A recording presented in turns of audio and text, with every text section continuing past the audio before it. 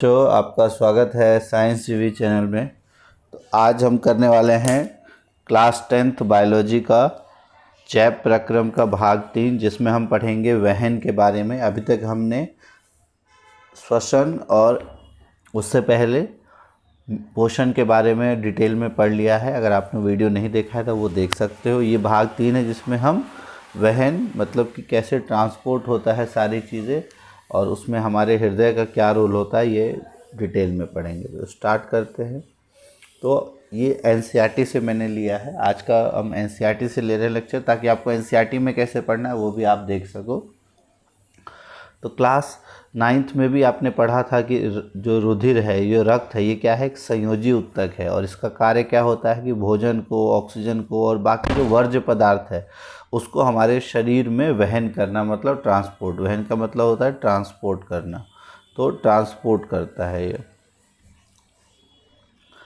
और रुधिर जो है, ये रक्त जो है, एक तरल माध्यम होता है, जिससे रुधिर का जो माध्यम, जो तरल माध्यम होता है उसे क्या कहते हैं, प्लाज्मा, जिसमें बहुत सारी कोशिकाएं मिली होती है। जैसे और प्लाज्मा भोजन, कार्बन डाइऑक्साइड और जो नाइट्रोजनी जो अपशिष्ट पदार्थ है उसको उसके साथ मिक्स होके और उसका वहन करता है। ऑक्सीजन को लाल रक्त कणिकाएं ले जाती हैं, क्योंकि उसके अंदर क्या होता है, हीमोग्लोबिन, ये हमने पढ़ा है। और बहुत से अन्य पदार्थ जैसे लवण का वहन भी रुधिर के द्वारा होता है। तो अब वहन करने के लिए हमारे पास एक सिस्टम भी है, लेकिन वहन करने के लिए हमको पंप की आवश्यकता होती है, जो हर एक अंगों तक रुधिर को पहुंचा सके, धकेल सके।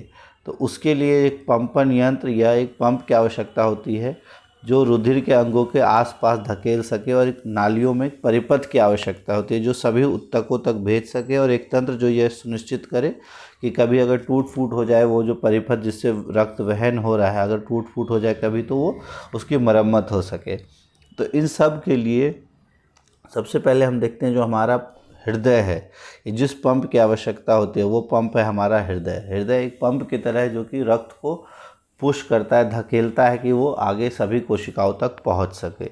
तो हृदय की अगर हम बात करें, ये एक पेशीय अंग है, ठीक है, इसमें कोई हड्डी नहीं होती, एक पेशीय अंग है जो मुट्ठी के आकार का होता है।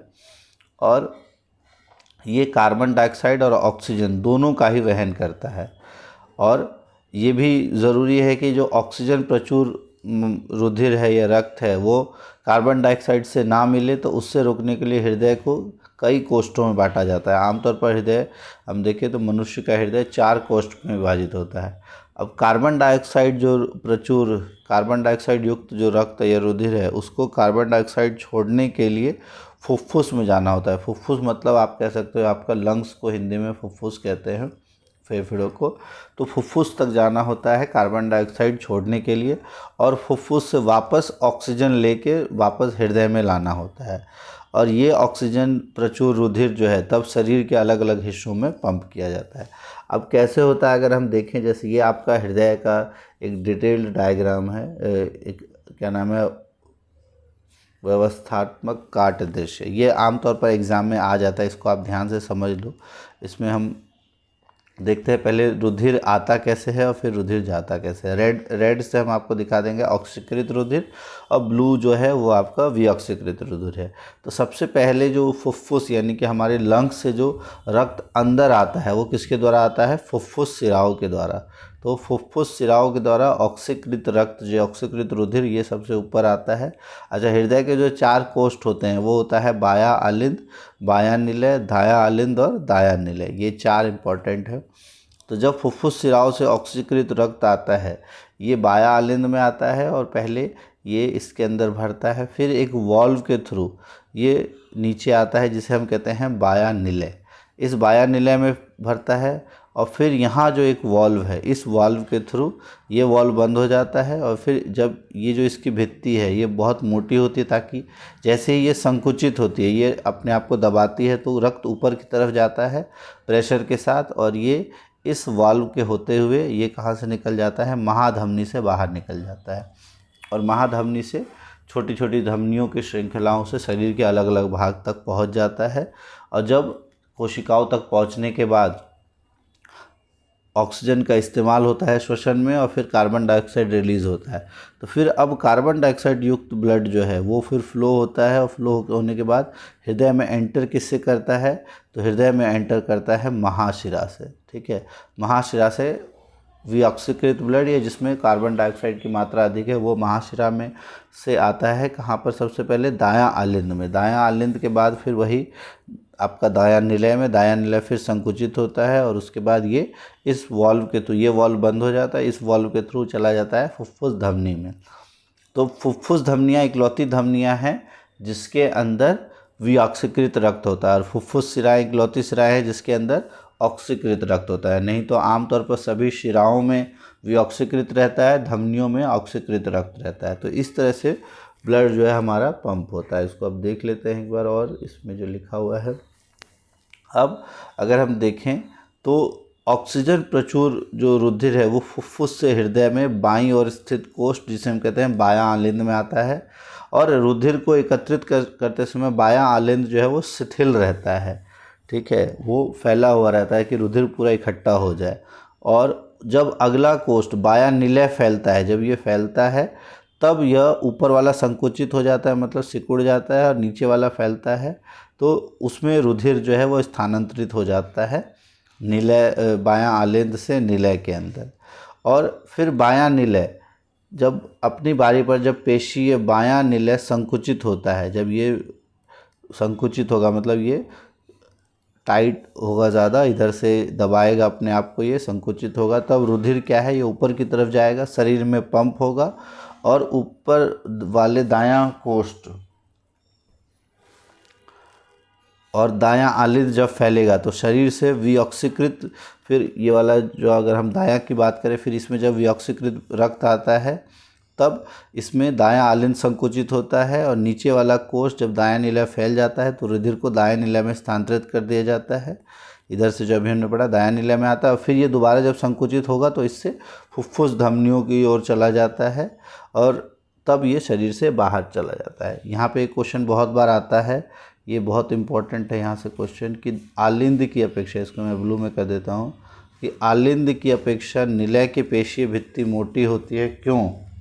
क्योंकि निलय को पूरे शरीर में रुधिर भेजना होता है, जबकि आलिंद और निलय संकुचित होते हैं तो वाल्व उल्टी दिशा में रुधिर प्रवाह को रोकना सुनिश्चित करते हैं। तो ये भी ज़रूरी है कि हृदय में वाल्व क्यों होते हैं, तो वाल्व जो रक्त है उसकी जो दिशा है प्रवाह की, उसको दोबारा उल्टी दिशा में प्रवाह होने से रोकते हैं। तो ये दो चीज़ें आपको ध्यान रखनी है, जो निलय है उसकी भित्ति मोटी क्यों होती है और हृदय में वाल्व क्यों लगे होते हैं। तो ये दो चीज़ आपको ध्यान रखना है कि निलय की पेशीय भित्ति मोटी क्यों होती है, क्योंकि उसको पूरे शरीर में रुधिर को भेजना है, और वाल्व जो है उसका कार्य क्या होता है, तो उल्टी दिशा में रुधिर प्रवाह को रोकता है। अब अगर हम बात करें कि फुफ्फुस में ऑक्सीजन रुधिर कैसे प्रवेश करती है और कैसे हृदय में आता है, उसका अगर ये डायग्राम देखें, काफ़ी इंपॉर्टेंट है, बहुत ईजी है। जो फुफ्फुस यानी कि आपका जो फेफड़ों या लंग्स की जो कोशिकाएं हैं, वहाँ पर इस तरह का एक्सचेंज होता है। जब जो हमने पढ़ा था श्वसन, तो हमने पढ़ा था जो कुपिका कोश है, कुपिका कोश से यहाँ से ऑक्सीजन आता है और ऑक्सीजन इस तरह से किसमें, फुफ्फुसीय शिरा में चला जाता है, और फुफ्फुसीय शिरा से जाता है ये कहाँ पर, आपका हृदय के बाएं भाग में, जिसे पहले बायां निलय, फिर आपका बायां आलिंद, फिर यहाँ से आपका ये महाधमनी से बाहर निकलता है, महाधमनी से धमनी के होते हुए शरीर के अलग अलग कोशिकाओं तक पहुँचता है, फिर दोबारा वहाँ पर एक्सचेंज होता है, मतलब ऑक्सीजन लेके, ऑक्सीजन से श्वसन करके और कार्बन डाइऑक्साइड रिलीज़ होता है, फिर कार्बन डाइऑक्साइड जो है इसमें आ जाता है जिसे हम कहते हैं शिरा, और शिराओं द्वारा फिर महाशिरा के द्वारा हृदय के दाएं भाग में एंटर करता है, और फिर उसके बाद दायां निलय जब इसको पुश करता है तो ये फुफ्फुसीय धमनी के द्वारा पहुंच जाता है फुफ्फुस कोशिकाओं तक। तो इस तरह से अगर आप देखो तो हृदय में 2 बार ब्लड आ रहा है, एक बार यहाँ से आया, ठीक है, फिर यहाँ से आया और 2 ही बार बाहर निकल रहा है, तो इसीलिए इसे हम दोहरा परिसंचरण कहते हैं। तो दोहरा परिसंचरण का ये डायग्राम है, काफ़ी इंपॉर्टेंट पूछा जाता है। अच्छा, ये चीज़ ध्यान रखना, हृदय से अगर कोई बाहर ले जा रहा है तो उसे हम धमनी कहते हैं, हृदय के अंदर अगर कोई ला रहा है तो उसे कहते हैं शिरा। इसीलिए जो हृदय के अंदर ऑक्सीकृत ब्लड जब लाता है तो उसे हम फुफ्फुसीय शिरा कहते हैं, और जब बाहर लेके जा रहा है यहाँ पर तो फुफ्फुसीय धमनी कहते हैं, जिसमें कार्बन डाइऑक्साइड युक्त या विऑक्सीकृत रक्त रहता है। तो यही इसी के बारे में यहाँ दिया हुआ है, जैसे आप देख लेते हैं पढ़ के। तो दायां और बायां बंटवारा ऑक्सीजनित और विऑक्सीजनित रुधिर को मिलने से रोकने में लाभदायक होता है। और ऐसा ज़रूरी क्यों है? क्योंकि ज़्यादा ऑक्सीजन की आपूर्ति हो सके। खासकर पक्षी और स्तनधारी जंतु है, उनको ऊर्जा की ज़्यादा आवश्यकता होती है, और अधिक लाभदायक हो, जो हृदय के 4 अलग अलग भाग होने से ये बहुत लाभदायक होता है। और दूसरा, शरीर को तापक्रम बनाए रखने के लिए भी ऑक्सीजन या ऊर्जा की आवश्यकता होती है। तो इसीलिए ऑक्सीजन की आपूर्ति पूरी तरीके से हो तो हृदय के 4 प्रकोष्ठ होते हैं, ताकि आपस में विऑक्सीकृत और ऑक्सीजनित रक्त जो है वो मिले ना। लेकिन जिनमें ऊर्जा का उपयोग कम करना होता है, या जो वातावरण के तापमान पे निर्भर होता है उनका तापक्रम, जैसे जल, स्थलचर या बहुत से सरीसृप जंतु, उसमें 3 कोष्ठ होते हैं, और ये ऑक्सीजनित और विऑक्सीजनित रुधिर को कुछ हद तक मिलना सहन कर सकते हैं। फिर अगर मछली की हम बात करें तो उसके हृदय में सिर्फ 2 कोष्ठ होते हैं। यहाँ पर रुधिर क्लोम में भेजा जाता है, जहाँ से ऑक्सीजनित होता है, और दोबारा शरीर में भेज दिया जाता है। तो यहाँ सिर्फ एक ही बार हृदय के अंदर एंटर करता है। तो मछलियों में सिर्फ एक बार ही रुधिर हृदय में जाता है। दूसरी ओर बाकी जो कशेरुकी, मतलब जिनमें रीढ़ की हड्डियाँ होती हैं, तो यह 2 बार हृदय में जाता है, इसीलिए इसे दोहरा परिसंचरण कहते हैं। तो क्लियर हो गया ये दोहरा परिसंचरण क्या होता है?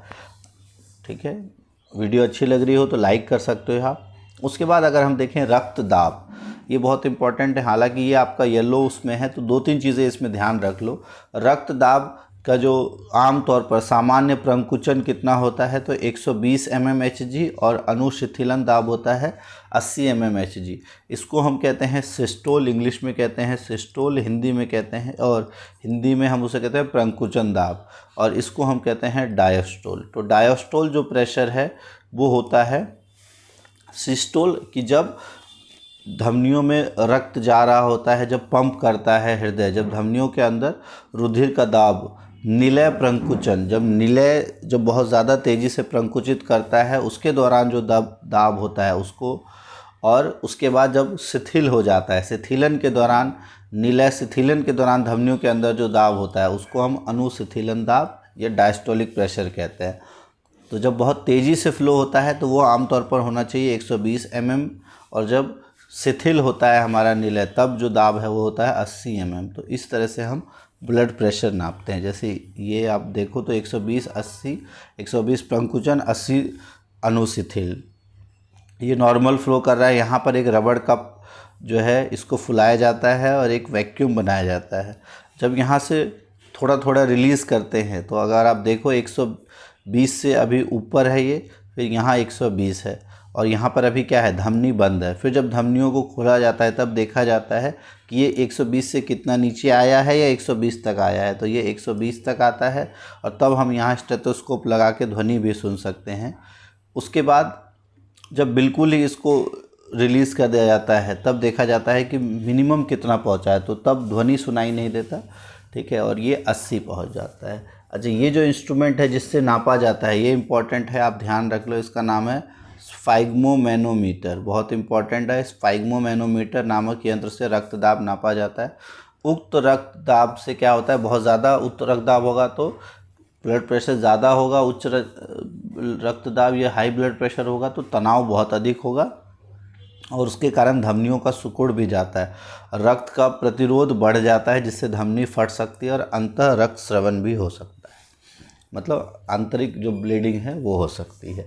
तो इसमें 2-3 चीज़ें आप ध्यान रखना। एक तो ये यंत्र जो जिससे नापा जाता है वो है स्फाइग्मोमैनोमीटर, उसके बाद अनुशिथिलन दाब और आपका प्रंकुचन दाब कितना होता है, तो अनुशिथिलन होता है 80 mmHg, प्रंकुचन होता है 120 mmHg। तो ये इंपॉर्टेंट है, आप ध्यान रख लेना। अब हम देखें अगर नालिकाएं या रुधिर वाहिकाएं, ये बहुत इंपॉर्टेंट है, जिसके द्वारा रुधिर जो जाता है ऑक्सीकृत और विऑक्सीकृत, जो रुधिर हमारे शरीर के हृदय से अलग अलग भाग तक पहुंचता है और फिर हृदय तक विऑक्सीकृत अलग अलग भाग से लेके आता है, तो इनको हम कहते हैं रुधिर वाहिकाएं, जिनमें रुधिर फैलता है। तो धमनी वे रुधिर वाहिकाएं होती है जो रुधिर को हृदय के विभिन्न अंगों तक ले जाती है, हृदय से अलग अलग भागों तक ले जाने का काम करती है धमनी। और धमनी की भित्ति जो है ये मोटी भी होती है, लचीली होती है। उसका कारण क्योंकि रुधिर जो है वो हृदय से उच्च दाब से निकलता है। ठीक है, तो ये हो गया धमनी का।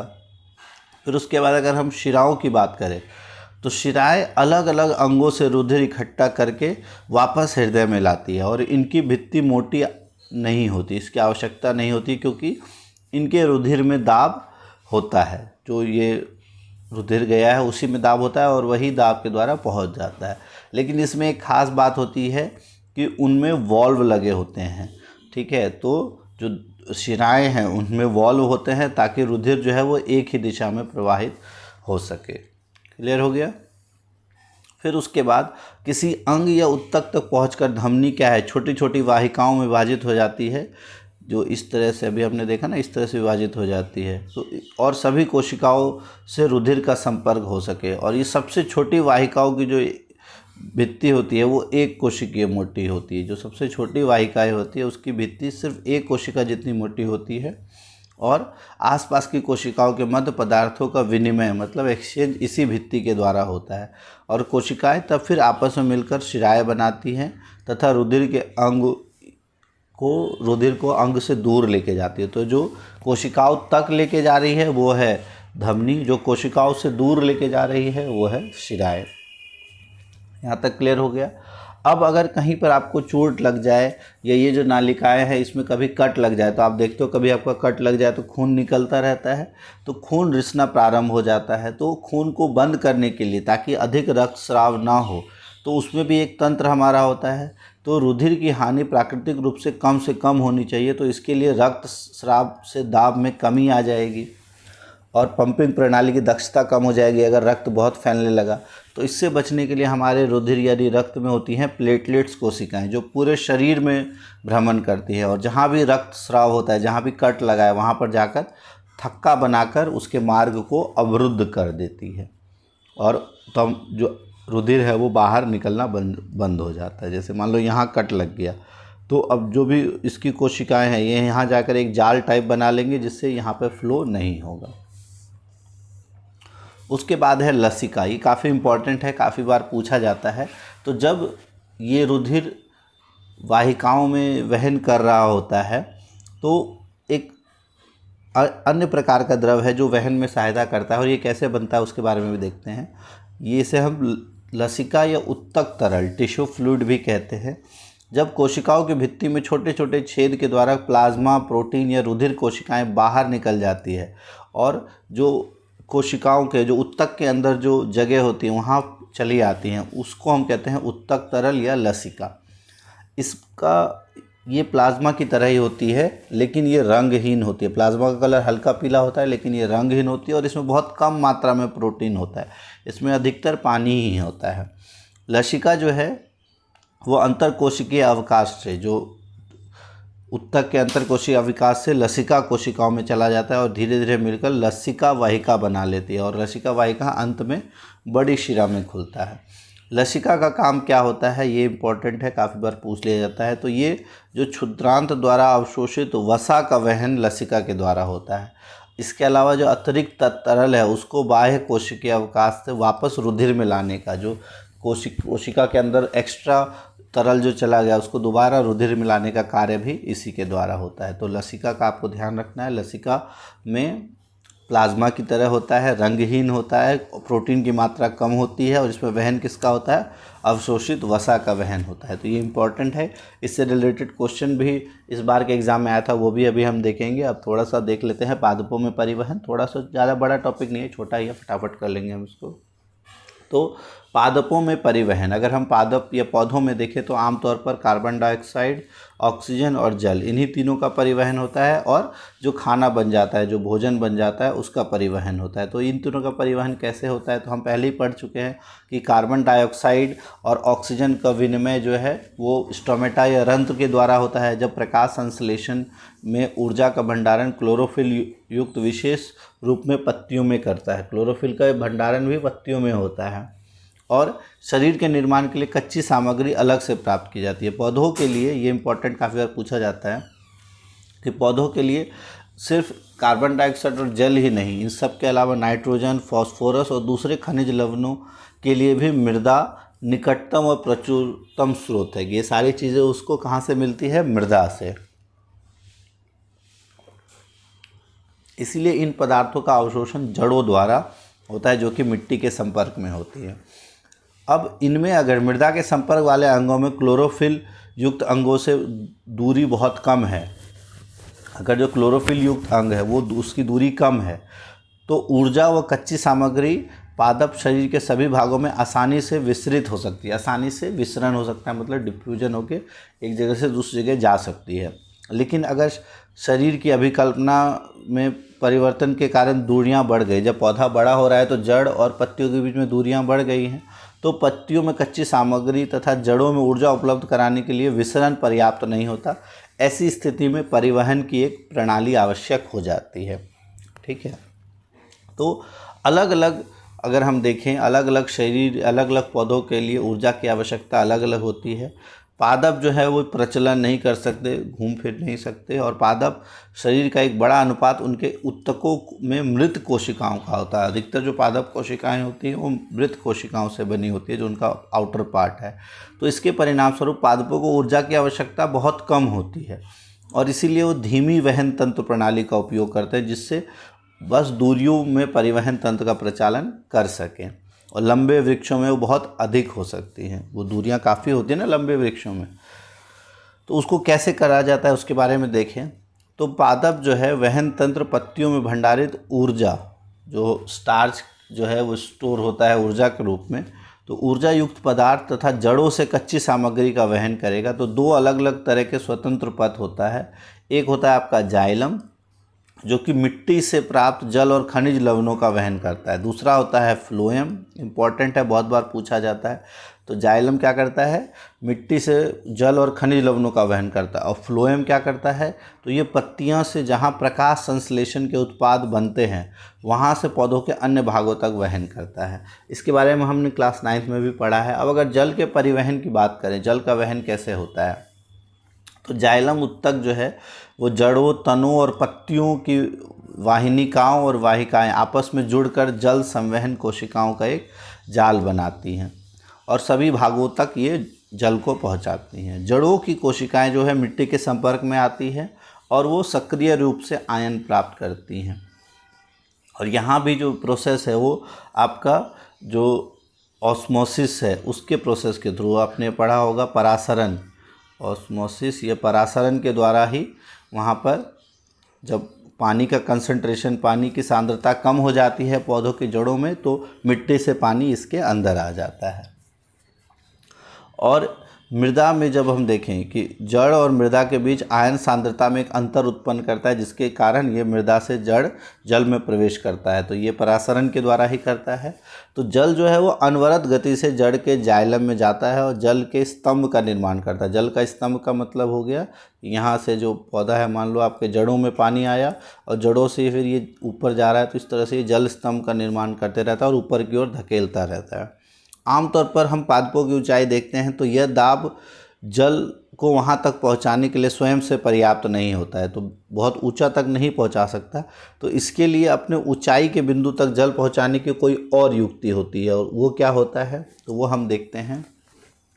हमने पढ़ा था कि जो रंध्र है, रंध्र के द्वारा जल की हानि होती है। तो जब यहाँ जल की हानि होती है तो उसका प्रतिस्थापन पत्तियों में जाइलम वाहिकाओं द्वारा होता है, और कोशिका से जो जल के अणु हैं वो जब वाष्पीकृत हो जाते हैं, अब यहाँ से वाष्पीकृत हो गए तो ये क्या करेंगे, जल को खींचेंगे अपनी तरफ, और जल को खींचेंगे तो ये जल में एक पुल आएगा, एक खिंचाव आएगा और इससे जड़ों से जल खींचा जाएगा। तो ये चलता रहता है ठीक है, जो जड़ों को जलों में उपस्थित जाइलम कोशिकाओं द्वारा खींचता है। ठीक है, इसी को हम जो वाष्पोत्सर्जन खिंचाव या ट्रांसपिरेशनल पुल भी कहते हैं। और पौधों के अलग अलग वायवीय भागों द्वारा वाष्प के रूप में जल की हानि को हम क्या कहते हैं, वाष्पोत्सर्जन, इंग्लिश में ट्रांसपिरेशन। और चूंकि वाष्पोत्सर्जन में जल के अवशोषण और जड़ से पत्तियों तक जल के लिए और खनिज लवणों के लिए ऊपर मुखी गति में सहायक होता है। तो ये इंपॉर्टेंट है, एक तो ऊपरी मुखी गति, ऊपर की ओर गति कराने में वाष्पोत्सर्जन सहायक होता है। दूसरा, ये ताप के नियमन में भी, कि टेम्परेचर को कंट्रोल करने में भी सहायक होता है। जल के वहन में अगर देखें तो रात्रि के समय विशेष रूप से प्रभावी होता है। क्यों? दिन में जब रंध्र खुले होते हैं तो वाष्पोत्सर्जन जाइलम की गति के लिए मुख्य प्रेरक बल होता है। ठीक है, ये मेन प्रेशर वाला काम रात को ज़्यादा होता है, दिन के समय कम होता है। उसके बाद अगर हम देखें भोजन और दूसरे पदार्थों का स्थानांतरण कैसे होता है, तो अभी हमने पढ़ा भोजन और दूसरे पदार्थों का स्थानांतरण जो है वो फ्लोएम द्वारा होता है। ये बनता कहाँ है? जो खनिज और लवण के बाद जो अलग अलग क्रियाओं द्वारा प्रकाश संश्लेषण के द्वारा खाना कहाँ बनता है? पत्तियों में, और पौधों के अन्य भागों तक भेजना होता है। तो प्रकाश संश्लेषण के विलेय उत्पादों का वहन जो है वो स्थानांतरण कहलाता है, जिसे हम कहते हैं ट्रांसलोकेशन।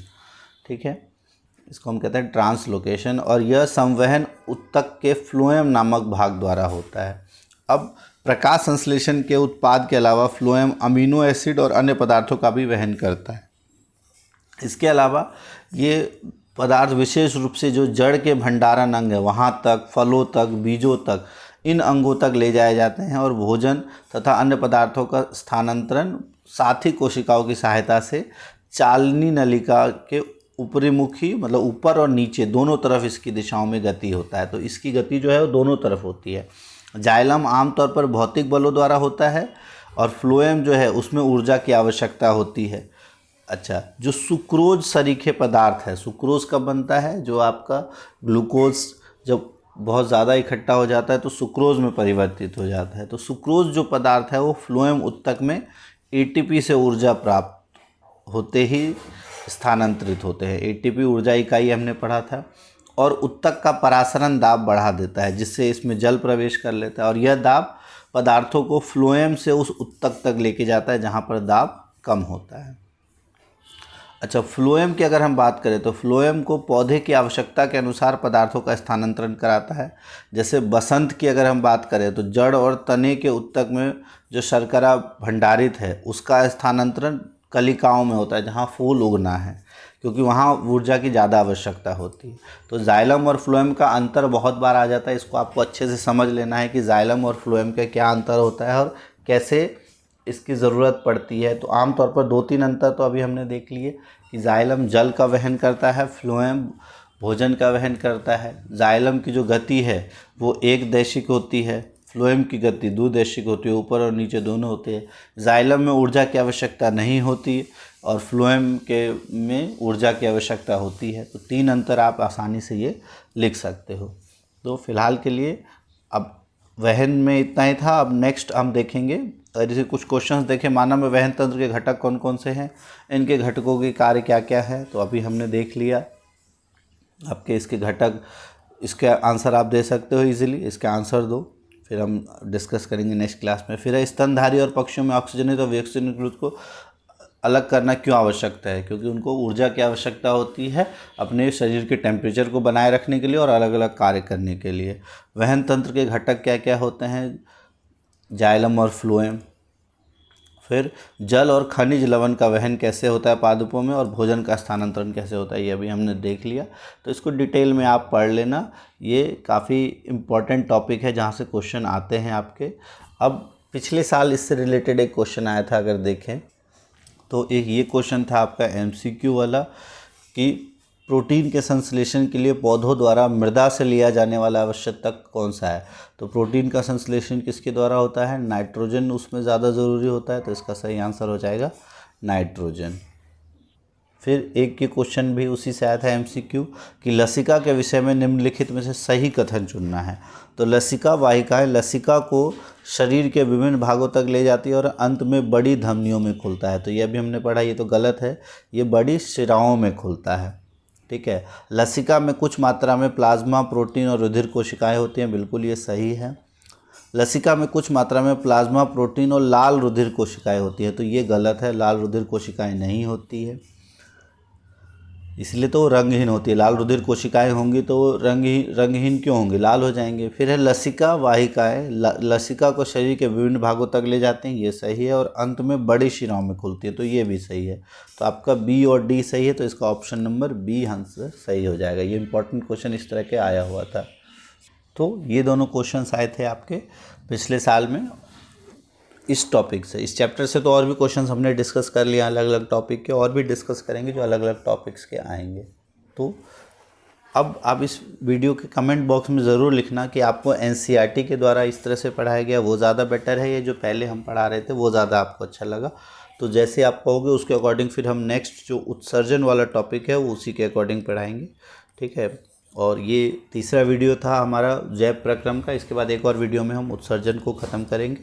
तो वीडियो अगर अच्छी लग रही हो तो लाइक ज़रूर कर देना, अगर कोई सजेशन हो तो कमेंट ज़रूर कर देना, तो हम उसके अकॉर्डिंग अपना इम्प्रूवमेंट कर लेंगे। तो all the best, thanks for watching science TV.